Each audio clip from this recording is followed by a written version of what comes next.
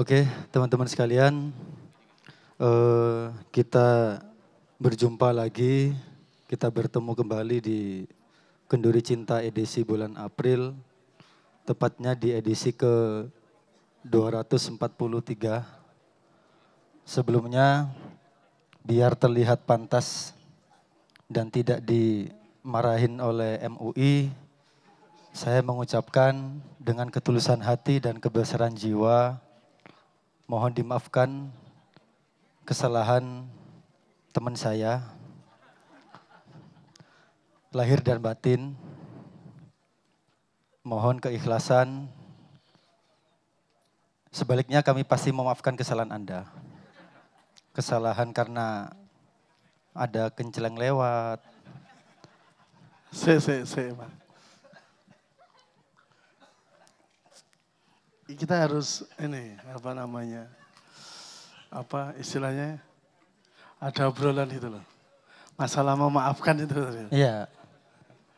Ternyata saya mau ngersulo dikit dulu. Sebelum kita kosong-kosong ya. Kan teman-teman jamaah Kenduri juga tahu bahwa penggiat itu volunteer ya.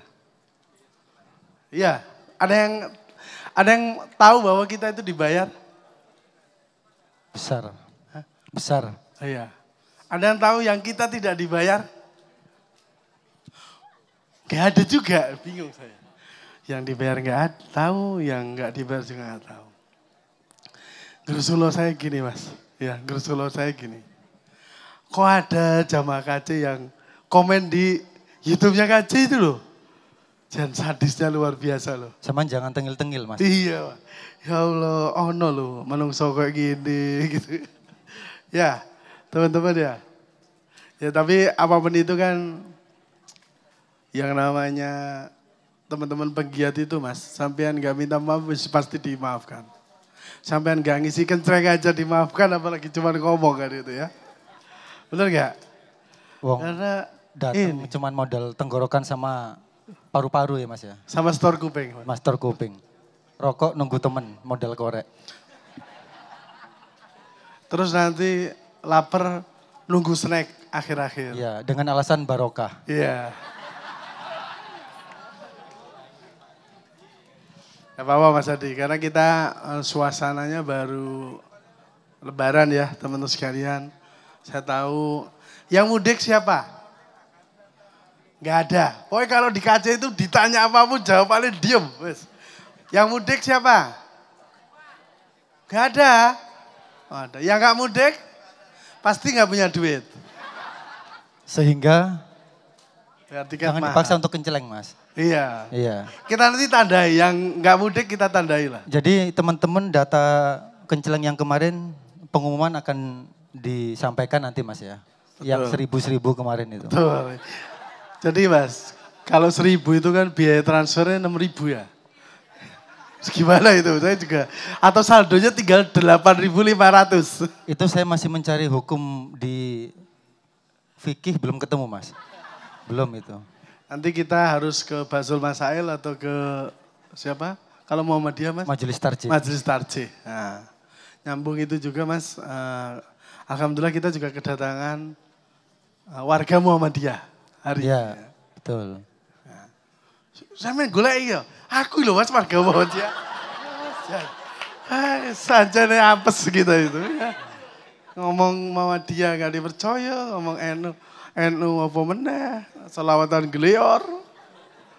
Yesus. Kan ijtihad kayak Muhammadiyah ora pantes rupanya. Apes ya. Resiko ngadepi rai-rai kering ini mas. Iya. Oke mas, aku dikasih disenggol teman-teman. Bagi jamaah yang di area scaffolding, yang di polis line itu, tolong hati-hati. Anda punya pengetahuan dan sikap sendiri-sendiri ya. Karena teman-teman penggiat itu udah memberikan polis lain. Jangan-jangan yang lihat polis lain mak teratap polisi gitu. Ruasannya ada cegatan. Ya, teman-teman yang di area pembangunan menyesuaikan ya Mas ya. Mbak. Kalau ada terdengar bunyi ngik, langsung lari ya Mas. Langsung geser. Jangan nunggu 2 ngik Mas, 1 ngik aja langsung lari Mas. Itu ya teman-teman sekalian, terus seperti yang disampaikan Gus Hadi tadi, kita berlebaran. Jamaah ngomong apapun sudah saya maafkan. Begitu pula kita, harusnya sudah dimaafkan juga gitu. Tapi soal pengumuman kenceleng kita sampaikan. Ya. Tetap itu Mas. Tetap. Oke, kita malam ini tema kita teknokrasi cinta semesta. Ini saya tadi di belakang mendengar teman yang hukum tadi ya. Luar biasa. Saya kira beti tepuk tangan dulu dong. Jadi minimal nanti kita bisa diskusi lebih lanjut. Karena temanya ini menarik dan tidak menarik. Di satu sisi menarik, di satu sisi absurd Mas. Jadi nanti kita akan bahas dengan, alhamdulillah hari ini narasumbernya cukup, kalau bahasa milenial itu daging semua. Ya. Mungkin kita orang orine Mas ya. Kita sapa kali ya Mas narasumber kita sambil boleh. Mas Hadi nanti kita panggil bersama-sama. Oh ya, malam ini ada Leto, bener ya? Ya tepuk tangan dulu. Aku tadi udah nih Mas, betek itu apa ya? Menebak. Kok saya ngarep-ngarep gini, akhwat-akhwat gitu kan. Ojo IG pasti. Biasanya orang ngono ya Mas. Biasanya mas-mas iki loh. Saya takut ke iki tok ae wis. Ya ini Mas, yang saya ceritakan modal paru-paru kerongkongan ini. Saya nek kenceleng lewat pura-pura berem.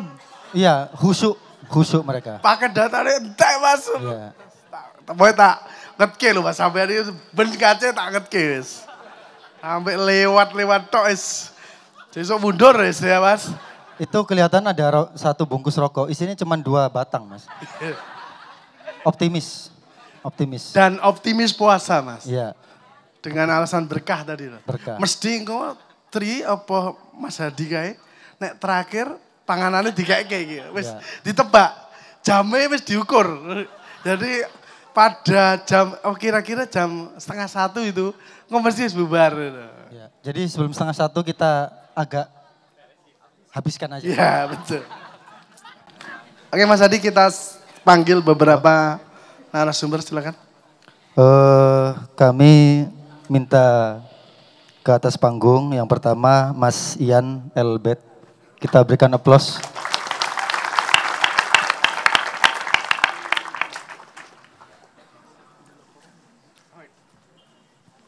Yang kedua kami minta naik ke panggung Mas Yusril Fahriza.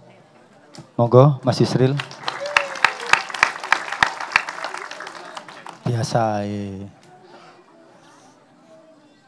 Ini yang tadi tak bilang warga Muhammadiyah Mas. Aku warga Muhammadiyah corek nek aku mesti lah. Gemoy ya Mas ya? Mirip poster yang kemarin tuh ya?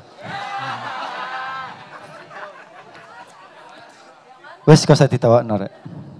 Yang ketiga kami mohon naik ke atas panggung Mas Ali Hasbullah. Monggo Mas Ali. Mas Ian ini kan ahli geopolitik ya Mas ya.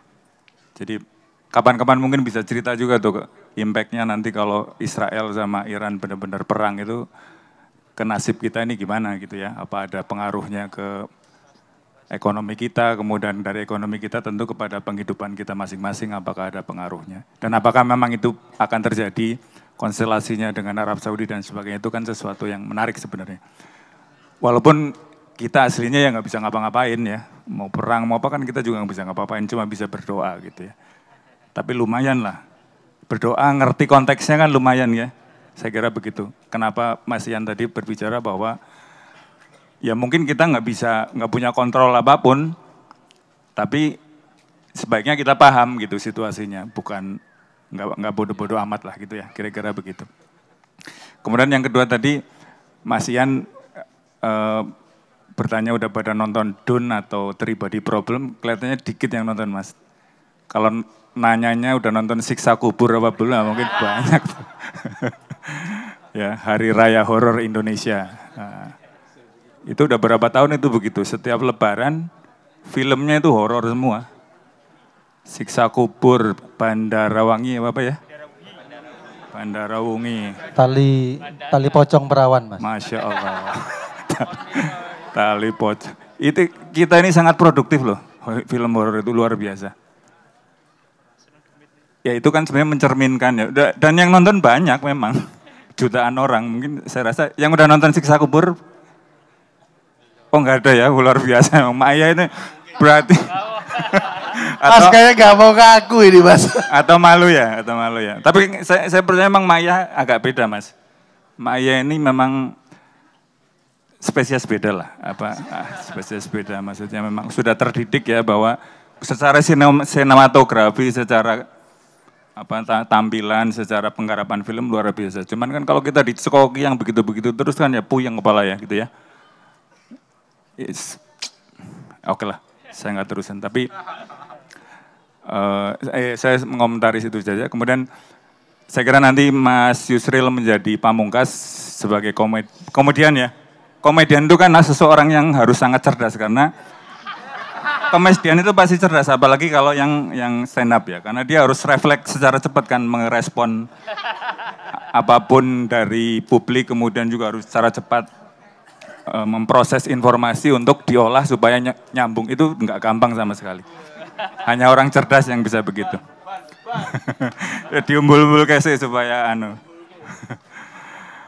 Oke, saya kira saya hanya akan mengomentari topik malam ini, teknokrat cinta semesta gitu ya. Teknokrasi cinta semesta. Ya begitulah, KC memang selalu bikin ini judul yang ini ya. Yang eye catching gitu. Jadi saya kira tapi semangatnya adalah teman-teman dalam rangka menyambut putusan MK besok itu kan kita semua berharap bahwa siapapun yang kemudian nanti diputuskan untuk mempunyai kratos, menjadi pemerintah di negeri ini akan memilih orang-orang yang tepat di bidangnya, ahli di bidangnya untuk mengurusi kepentingan rakyat. Kira-kira kan begitu ya. Harapan kita semua kan begitu ya. Ya jangan sampai kemudian seperti yang Rasulullah bilang, kalau orang ditempatkan yang bukan ahlinya, maka tinggal tunggulah kehancurannya. Nah, kalau misalnya jadi gini, saya punya kita simulasikan ya. Kalau misalnya apakah ini kan ngomongnya teknokrat, aslinya kan dari kata teknokrat ya. Teknokrat, keterampilan, kratos itu kekuasaan atau pemerintahan itu ya. Jadi teknokrat itu berarti orang yang mempunyai keahlian pada bidang tertentu dan kemudian dia mempunyai jabatan di bidang itu yang kemudian berpengaruh pada kehidupan orang banyak. Nah, jadi maksudnya teknokrat itu ya, nah sekarang misalnya pada bidang kehidupan, misalnya nanti secara realnya, misalnya nanti di departemen-departemen yang sifatnya sangat teknikal, itu apakah harus dipimpin oleh orang yang memang syarat utamanya itu sebetulnya harus ahli di bidangnya atau ada syarat lain? Syarat lain itu maksudnya sekarang kalau misalnya ya kita ngomong departemen komunikasi dan informatika gitu ya. Itu kan bidang yang sangat teknis gitu ya. Karena ngurusi komunikasi, ngurusi satelit, ngurusi internet, ngurusi macam-macam yang sangat teknis. Ini saya yakin banyak orang IT. Apakah orang yang memimpin departemen Kominfo itu harus orang yang teknikal?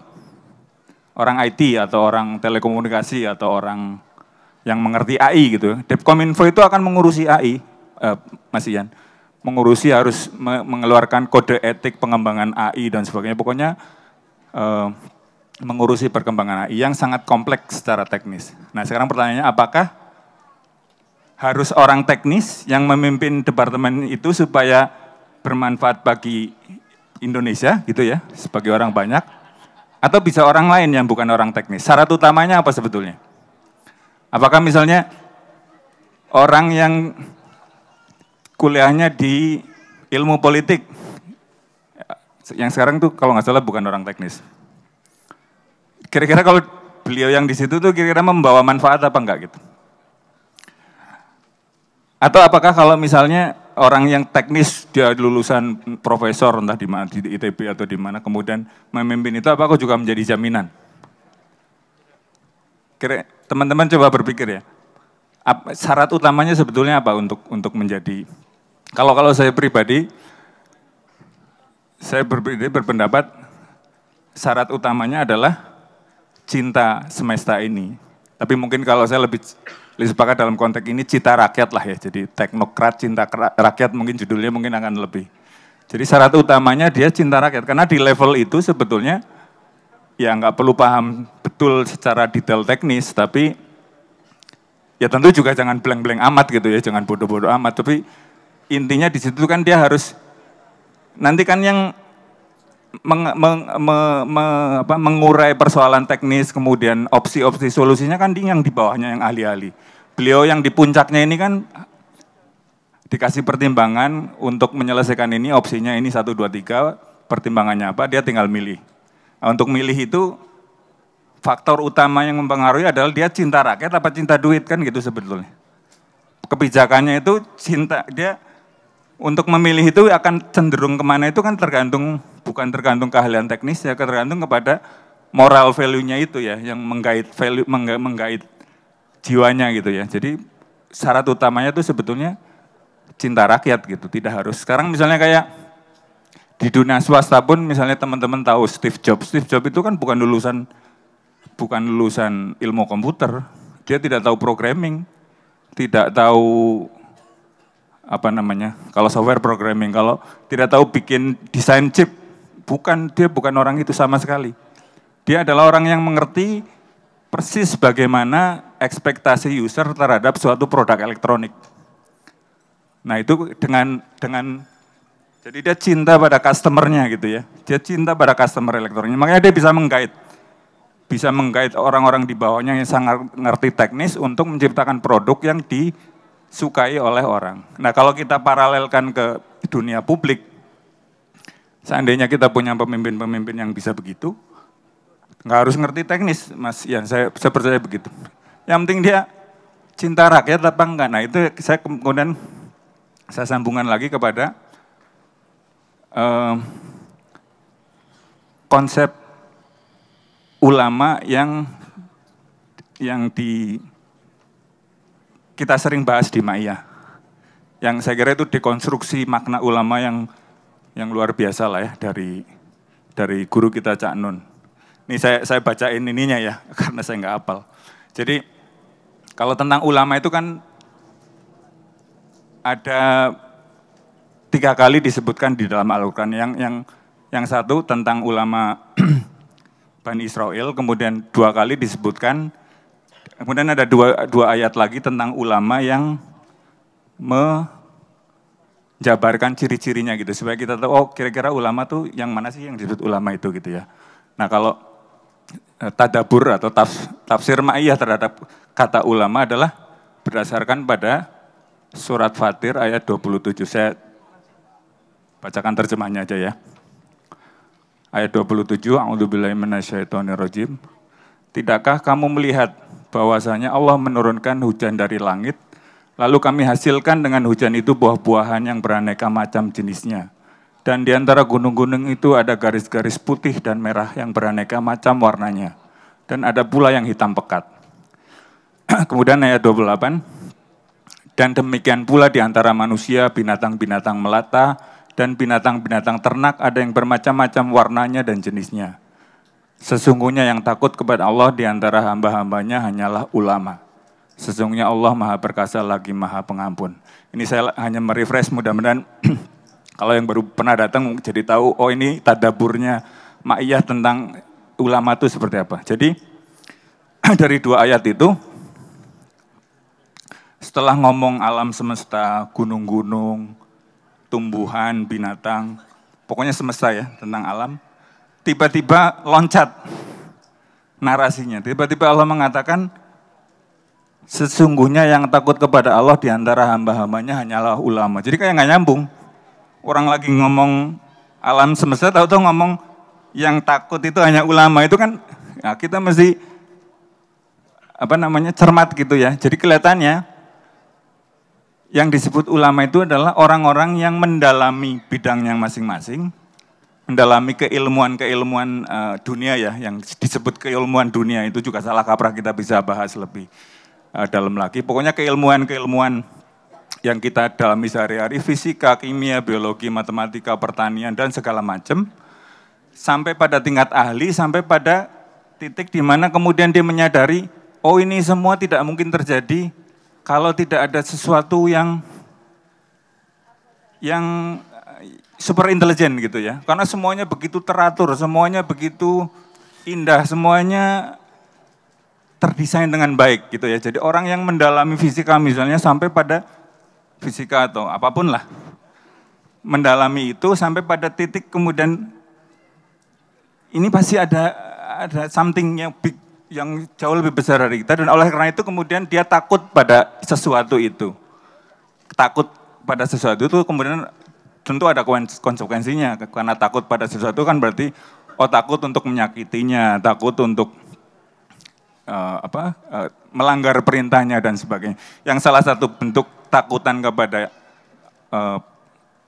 yang jauh lebih besar dari itu adalah ya cinta rakyat misalnya. Itu salah satu bentuk manifestasinya.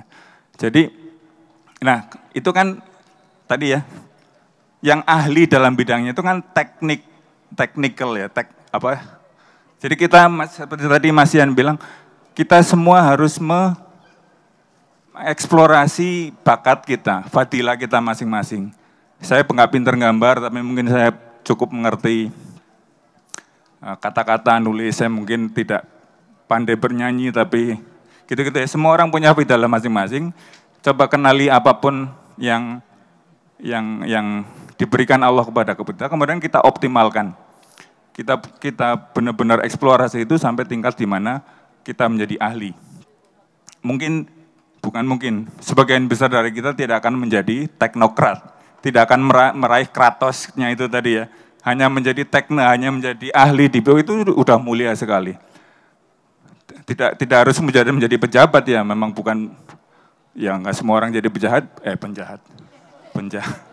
Tidak semua orang menjadi pejabat, dan menjadi pejabat pun kan apa suatu karunia apa enggak kan, kalau dalam perspektif Ma'iyah belum tentu gitu, malah itu sesuatu yang harusnya sangat diwaspadai gitu karena banyak jebakannya.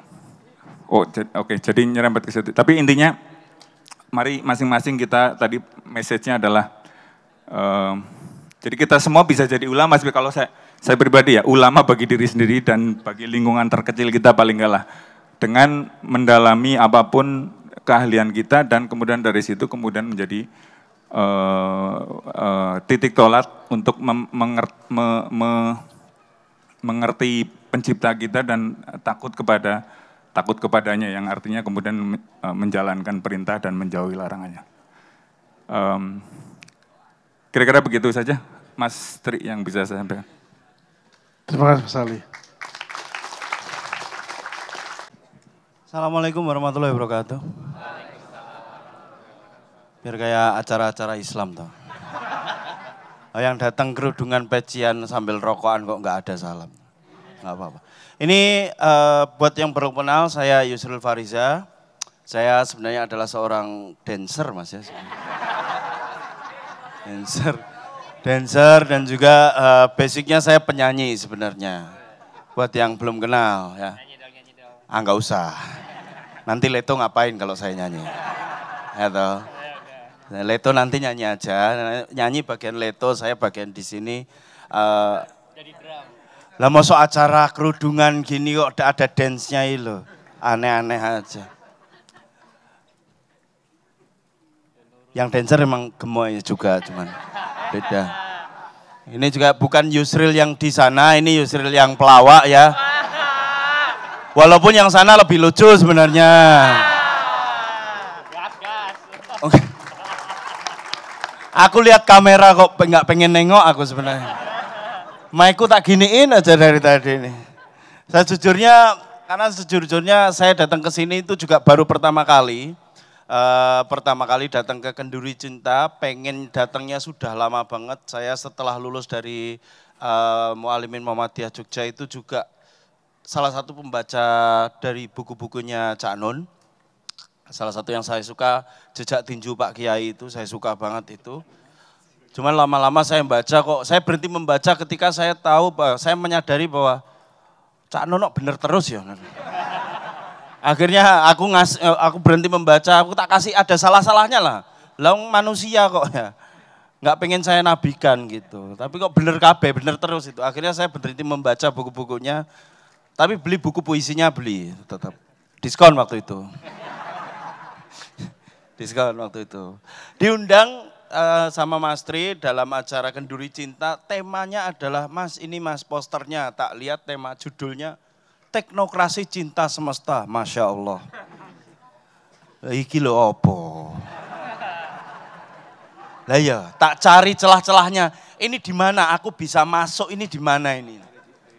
Jujur tadi waktu masuk sini sama Mas Ian dan Mas Ali tadi, masuk sini yang lain kok pada bawa makalah.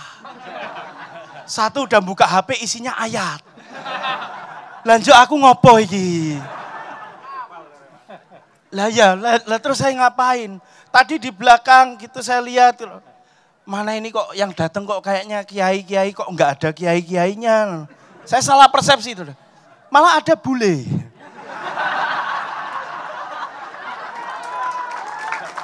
Loh, ini bukan bule biasa tahu. Ya. Saya tahu bukan bule biasa. Saya tahu bukan Sorry ya gitu. Sorry ya gitu. Ini satu lagi yang bener aja, rugi dong. Nah itu. Saya tadi di belakang kok malah ada bule ini. Jujur saya tadi di belakang sempat ngira ini akan ada presentasi dari Apple. Udah Mas kemarin hari Rabu. Iya makanya. Loh kok ada Tim Cook di sini tuh ini. Masuk, saya duduk di sebelah sana pengen tahu seperti apa toh ini Kenduri Cinta dan teknokrasi cinta semesta itu koyo apa? Kok saya penasaran. Dari sesi yang tadi kok koyone salah iki aku ini. Salah aku ada di sini. Karena tidak akan ada bahasa-bahasa seperti destruktif. Bahasa-bahasa seperti rekonsiliasi. Enggak akan ada. Saya enggak bawa apa-apa, saya cuma bawa handuk di sini. Handuk kecil sama HP. HP aja ya biasalah. Enggak ada ayat-ayatnya di sini. Ya pelawak ya jangan pakai teks semua. Pelawak kan. Ya kalau pelawak pakai teks ya ada juga. Enggak harus pelawak kok mau jadi lucu teman. Joget-joget gemoy aja enggak Mas. Saya ininya apa? Ya sorry. Maaf. Ini saya agak-agak takut, deg-degan sebenarnya. Ini kan di sini tentu aja HP-nya sudah pada ngangkat ya toh. HP-nya sudah pada ngangkat, sudah siap dengan lidah-lidah keselip saya ya kan. Sudah pengen lihat orang disomasi ya toh. Pokoknya seneng banget, orang mau penjara seneng wong gini. Orang masuk penjara kok seneng gitu loh. Terus kembali pada teknokrasi cinta semesta. Ini sebenarnya juga ngomong apa tuh Mas ini Mas? Ya toh. Ngomong apa gitu loh. Saya bukan teknisi, kok nggak ada topik yang sebenarnya saya bisa masuk gitu. Mau nimbrung tadi soal Dun saya sudah nonton Dun. Ada yang kalau udah nonton pasti tahu Lisan Al-Ghaib. Di situ ada konsep namanya Imam Mahdi, di situ juga diangkat. Filmnya masih tayang ya. Tapi kebetulan saya nggak main di situ. Jadi nggak usah ada di situ. Tapi di sini ada yang sudah nonton Siksa Kubur 2? Belum ada? Nggak mungkin. Memang udah ada yang nonton agak lain? Oh udah, kalau agak lain nggak malu ya. Siksa Kubur kok, wah mosok seleraku horor gitu. Siksa Kubur Badarawuhi itu lagi tayang. Jangan nanya film saya tayang kapan ya. Saya udah lama nggak syuting. Jadi buat produser Joko Anwar, tolonglah ya. Ada yang sudah nonton Cek Toko Sebelah di sini? Yang sudah nonton boleh tepuk tangan yang sudah nonton.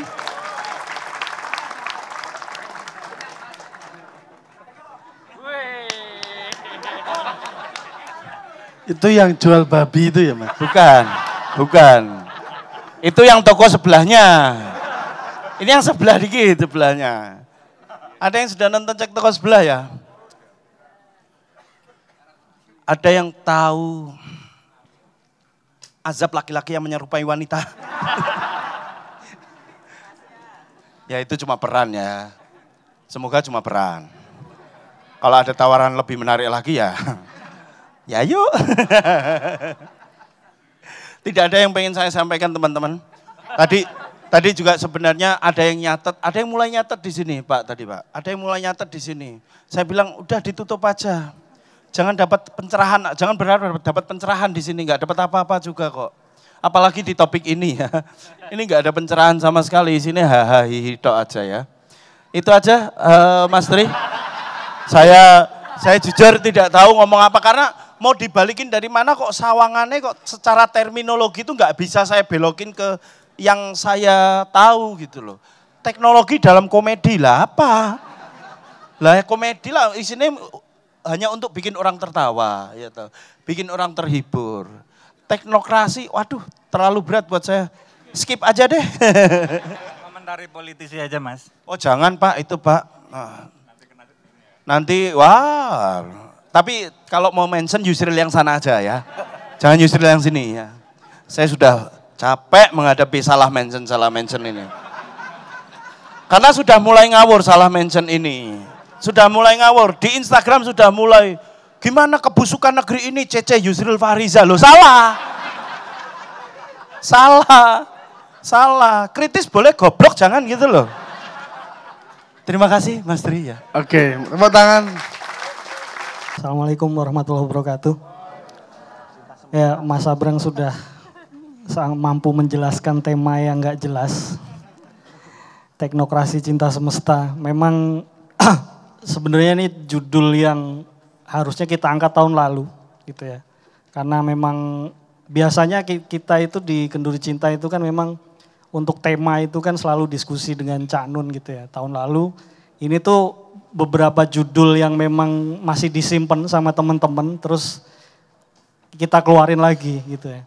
Nah, susahnya kan kalau biasanya tahun lalu atau sebelumnya beliau hadir kan kita bisa konfirmasi ya maksudnya apa ya.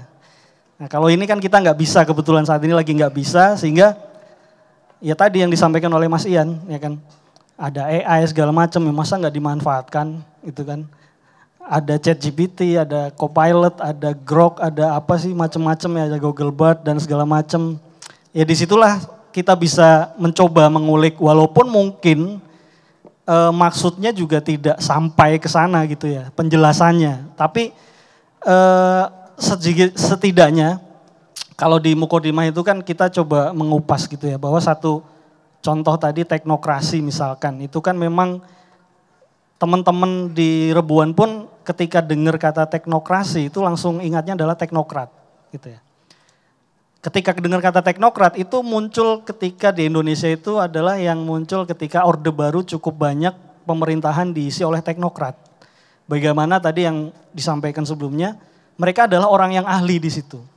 Yang ahli ekonomi, yang ahli hukum dan lain sebagainya gitu kan. Sehingga mereka betul-betul memikirkan bagaimana satu kebijakan, satu keputusan, bagaimana menyusun apapun itu yang berkaitan dengan perundang-undangan atau mengelola negara itu sesuai dengan kapabilitasnya. Yang mungkin setelah kesini kita lihat bergeser ya. Tadi di sesi awal kan sudah beberapa teman-teman membahas gitu ya. Sekarang kok kayaknya bergeser nih. Tidak, orang-orang teknokrat itu ada di pemerintahan tetapi tidak mampu melakukan sesuatu yang sesuai dengan latar belakangnya.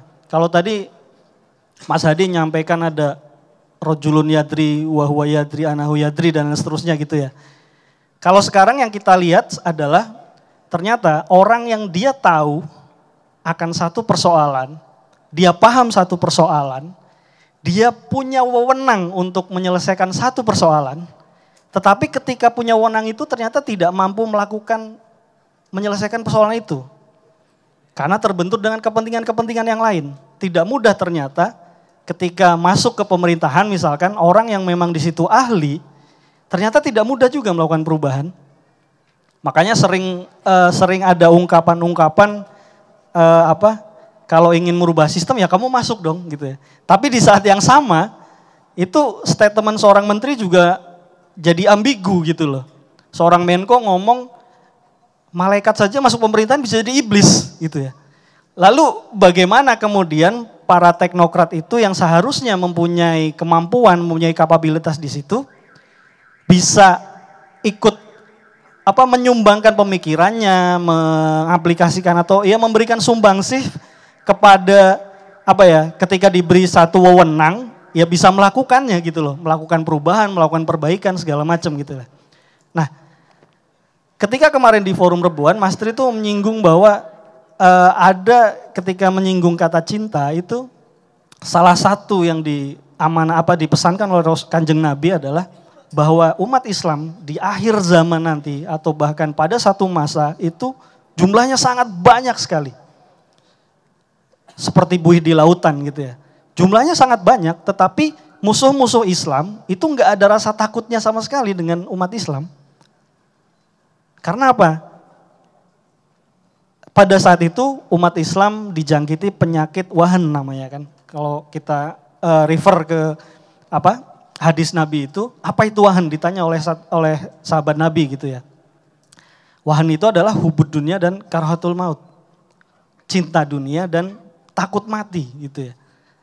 Nah, kata cinta di sini jadi negatif nih akhirnya. Karena apa? Cinta dunia gitu loh. Cinta dunia dianggap satu konotasi yang negatif, satu perilaku yang negatif sehingga kemudian dianggap sebagai satu kelemahan umat Islam. Gitu. Tetapi kalau kita juga tengok ayat Al-Quran yang lain gitu ya, kan ada wabtagi fima ataka darallahu al-akhirah wala tansa nasibaka minad dunya. Gitu ya. Ya di sini ada Mas Yusril yang alumni Mualimin gitu ya. Saya coba keluarin Arab-Arabnya gitu ya. Saya juga pernah di Mualimin Mas Yusril. Cuman bukan sebagai santri. Jadi kalau kita refer ke ayat Allah tadi ya bahwa ternyata manusia juga punya hak tentang dunia gitu ya. Wala tansa nasibaka minad dunya gitu loh. Di awal Allah sendiri menyampaikan wabtagi fima ataqallaha darul akhirah. Kamu tuh berjuangnya untuk akhirat gitu loh. Karena tujuanmu nanti di akhirat, goalnya nanti di akhirat. Tetapi di situ juga Allah sampaikan wala tansa nasibaka minad dunya. Kamu jangan lupakan bagian kamu di dunia. Nah disinilah yang kemudian kemarin kita di Rebuan membahas bagaimana sebenarnya teknokrasi cinta semesta judul ini bisa kita coba sampaikan gitu ya. Kita coba kupas bahwa kalau orang yang memang ahli di bidangnya gitu ya, kemudian dia memiliki landasan cinta gitu ya, maka untuk ngurusin semesta ya harusnya juga bisa normal dan bisa berlaku pada kehidupan ini, kehidupan di dunia ini, ya sesuai dengan apa yang dikehendaki oleh Tuhan gitu loh. Kalau kita ngomong cinta misalkan ya, kita cinta dengan pekerjaan kita, pasti kan kita akan ibarat katanya, yang gak akan hitung-hitungan dengan pekerjaannya gitu loh. Kalau kita cinta dengan pekerjaan, dengan profesi kita, apapun karir kita ya, mau yang bekerja, mau yang wirausaha, mau yang jadi seniman, kreator dan lain sebagainya, itu kalau sudah cinta, ya sudah gitu loh. Pasti akan memaksimalkan kreativitasnya, daya kreativitasnya, apapun yang sudah diberikan oleh Tuhan sama dia, maka pasti akan digunakan semestinya gitu loh. Tidak akan melenceng gitu loh. Sementara kalau sekarang kita melihat bagaimana orang berlaku di dunia, tadi mungkin di sesi awal ya, ada Dana, ada siapa tadi di awal yang sudah Mas Pram membahas bagaimana logika di dunia yang sehari ini berlaku gitu ya. Seperti tadi yang Mas Abrang sampaikan tentang media sosial di awal tuh begitu awalnya kita sangat cinta dengan media sosial karena silaturahminya. Tapi begitu berkembang media sosial tidak hanya silaturahmi ternyata. Bisa jadi alat untuk memecah belah manusia, bisa menjadi alat perseteruan gitu ya. Bisa jadi alat rasan-rasan gitu ya, alat gibah gitu ya. Tapi juga bisa jadi alat campaign yang juga sifatnya positif. Tergantung bagaimana yang tadi disampaikan oleh Mas Ian. Teknologi akan bergantung pada siapa yang akan mengendalikannya. Tinggal bagaimana ke depannya mereka yang para ahli ini bisa mampu mendayagunakan kreativitasnya, mendayagunakan kemampuannya sesuai dengan apa yang memang ya harusnya dia ditugaskan di sini di suatu bidang, ya dia fokus di situ. Karena memang harusnya kan di situ ya bagaimana fungsi khalifahnya manusia itu mendayagunakan apa yang dianugerahkan oleh Tuhan pada dia. Sehingga dia bisa berlaku gitu loh. Kalau di Mukodimah kita sampaikan teknokrat itu tidak hanya pada pemerintahan sebenarnya. Pada organisasi yang luasannya sekecil apapun itu, kalau betul-betul manusia mendayagunakan kreativitasnya tadi, ya dia akan bermanfaat di situ. Sekecil organisasi yang mungkin keluarga, di kampung ya, misalkan di RT, RW gitu ya, Karang Taruna ya. Mungkin naik sedikit yang punya kesempatan jadi kepala desa, naik sedikit lagi yang bisa jadi bupati, wali kota, dan lain sebagainya gitu ya. Kalau dia memang punya kapabilitas di situ, ya saya pikir kita juga tidak akan resah, tidak akan ragu, tidak akan khawatir terhadap bagaimana mereka mengelola organisasi itu. Cuman yang terjadi sekarang sepertinya kebanyakan dari kita masih meragukan mereka di situ. Masih meragukan bagaimana mereka ada di situ, baik di lingkup organisasi yang kecil misalkan, entah itu di kantor kita, entah di perusahaan, entah di lingkungan kerja, atau kita menengok sedikit ke pemerintahan, banyak sekali yang mungkin saat ini kita melihat keraguan-raguan muncul di situ. Apakah iya mereka akan mampu memberikan satu perubahan? Ketika kita ngomong demokrasi, pemilihan umum, lain sebagainya, setiap 5 tahun mereka akan berganti, apakah ini akan berlanjut menjadi yang lebih baik atau kemudian restart lagi dari nol yang kemudian dengan sistem yang baru karena memang orangnya baru, kumpulan yang dibawa baru, gerbongnya baru, apakah ia menjamin akan keberlanjutan yang baik atau lebih buruk atau akan sama saja. Sementara kalau kita ngelihat kemarin ketika pemilu disadari atau tidak ya bagaimana ternyata money politik yang memang tidak bisa dihindari. Mas Tri sendiri kemarin ngomong ketika pulang ke kampung, orang yang menerima uang ketika pemilu menyadari bahwa saya terima duit nih dari tim suksesnya. Dan saya sadar bahwa orang yang saya pilih karena saya dikasih duit ini akan nipu saya gitu loh. Tapi duitnya tetap diterima dan tetap dipilih juga orangnya. Gitu. Dan jadi gitu ya. Jadi tadi yang disampaikan Dana di depan tentang logika bagaimana yang sudah berlaku hari ini, sebenarnya kita semua sadar gitu loh. Pada fenomena itu gitu loh. Kita sadar bahwa ada sesuatu yang salah. Tapi pada satu momen ya entah itu kompromi, entah itu permakluman, itu kemudian menganggap ya sudahlah kita lakukan aja gitu ya. Sambil berharap siapa tahu ya kan. Kan sambil berharap siapa tahu nanti ada perubahan yang memang terjadi yang sudah kita harapkan gitu. Kalau nggak terjadi, ya sudah biasa kita ulangi lagi nanti 5 tahun, kita ulangi lagi ketika pemilihan umum gitu ya. Saya pikir harapan kita ada di situ. Bagaimana kita berharap orang-orang yang betul-betul memiliki keahlian, memiliki kompetensi di bidangnya, baik itu di teknologi, baik itu di agama, di hukum segala macam, itu memang akan memiliki peran dan akan memiliki kewenangan, akan memiliki kekuasaan di situ. Sehingga memang yang dihasilkan nanti bagaimana keputusannya, bagaimana kebijakannya, bagaimana arahnya gitu ya. Mau ngomong teknologi, mau ngomong hukum segala macam. Kalau yang menghandle itu adalah orang yang memang kompatibel di situ, punya kapabilitas di situ, pasti hasilnya pasti akan bermanfaat bagi orang lain gitu ya. Mungkin itu sedikit Mas Hadi. Oke, makasih Mas Fahmi. Aplaus untuk Mas Fahmi, teman-teman.